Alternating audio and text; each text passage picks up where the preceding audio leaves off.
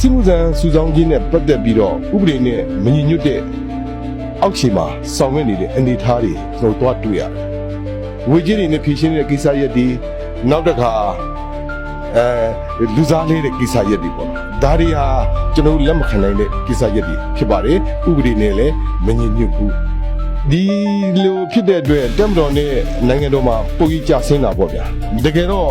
ဒါဥပဒေကအမှန်ပဲ။တော်တော်လေးစင်ကဲအကောင့်ထွဲပေါ်မှုဟာဒါအားနည်းချက်တွေဖြစ်ပေါ်တယ်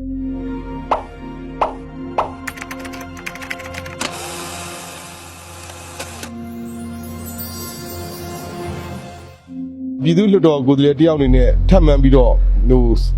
ပြည်သူတွေရင်တွင်းမှာခံစားနေရတဲ့ခံစားချက်တွေကိုဆောင်ရွက်ပေးခြင်းနဲ့ဆန္ဒတွေအများအပြားရှိနေပါသေးတယ်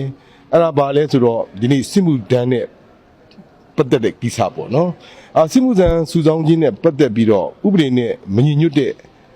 အောက်ခြေမှာဆောင်ရွက်နေတဲ့အနေအထားတွေကျွန်တော်တို့တွေ့ရတယ်အမတန်စိတ်မကောင်းဖို့ရာအခြေအနေတွေဖြစ်ပါတယ်နေရာပေါင်းစုံဒေသပေါင်းစုံကအတန်တွေကိုလည်းကျွန်တော်တို့ကြားနေရပါတယ်ငွေကြေးတွေနဲ့ဖြည့်ရှင်းတဲ့ကိစ္စရပ်တွေနောက်တစ်ခါလူစားလေးတဲ့ကိစ္စရပ်တွေပေါ့နော်ဒါတွေဟာကျွန်တော်တို့လက်မခံနိုင်တဲ့ကိစ္စရပ်တွေဖြစ်ပါတယ်ဥပဒေနဲ့လည်းမညီညွတ်ဘူးဒါကြောင့်လုံထုံးလုံကြီးတွေနဲ့ညီညွတ်အောင်ဒီစစ်မှုထမ်းစုဆောင်းခြင်းနဲ့ပတ်သက်ပြီးတော့ကျွန်တော်စူးစမ်းဆောင်ရွက်သွားမယ်အစီအမံတွေရှိပါသေးတယ်လို့ပြောကြားလိုပါတယ်ခင်ဗျာမေခွန်းတင်ထားလားဆရာကျွန်တော်ရင်းနေပါတယ်ခင်ဗျဟုတ်ကဲ့ညှိနှိုင်းနေပါတယ်ခင်ဗျဆက်မေခွန်းဖြစ်တော့ပါဆရာရေဆိုတော့ဟောပေါ့နိုင်ငံတော်ကတော့ဥပဒေထုတ်လိုက်တယ်ဒါပေမဲ့အောက်ရှိမှာဖြစ်တာအဲ့ဒီဥပဒေနဲ့တလွေးစီဖြစ်နေတာပေါ့မှန်တယ်ဗျအဲ့တော့ဒီလိုဖြစ်တဲ့အတွက်တက်မတော်နဲ့နိုင်ငံတော်မှာပုံကြီးကြဆင်းတာပေါ့ဗျာတကယ်တော့ဒါဥပဒေကအမှန်ပဲတော်တော်လေးစင်ကဲအကောင့်ထွဲပေါ်မှုဟာဒါအားနည်းချက်တွေဖြစ်ပေါ်တယ်ဒါကြောင့်ဒါပြည်သူတွေမှာဒီလိုအခြေအနေမျိုးဖြစ်တယ်လို့ပဲကျွန်တော်မြင်ပါတယ်ဒါကြောင့်လမ်းကြောင်းမှန်ပေါ်ကိုရောက်ဖို့အတွက်ကျွန်တော်တို့ကိုယ်စားလှယ်တွေပူပေါင်းဆောင်ရွက်ရမယ်အခြေအနေဖြစ်ပေါ်တယ်လို့မြင်ပါတယ်ခင်ဗျာဒီကနေ့တစ်ဆက်တည်းမှာသူကဟောပေါ့ပြင်ပေးဆွေးတာတွေရှိတယ်လောက်နဲ့ရွေးရင်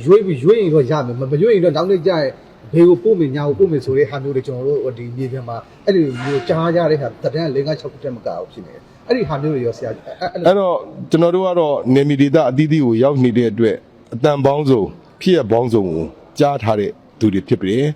တချို့နေရာတွေမှာကျွန်တော်ပြောဖို့မတင်သေးတဲ့အတွက်တချို့ဟာတွေမပြောလို့သေးပါဘူးအတက်နိုင်ဆုံးဒုံလုံးကြီးနဲ့လျောညီအောင်ဆောင်ရွက်နိုင်ဖို့အတွက်ကျွန်တော်တို့ကိုယ်စားလှယ်တွေစူးစမ်းနေပါတယ်လို့ပဲဖြေချင်ပါတယ်ခင်ဗျာဟုတ်ကဲ့ပါဆရာ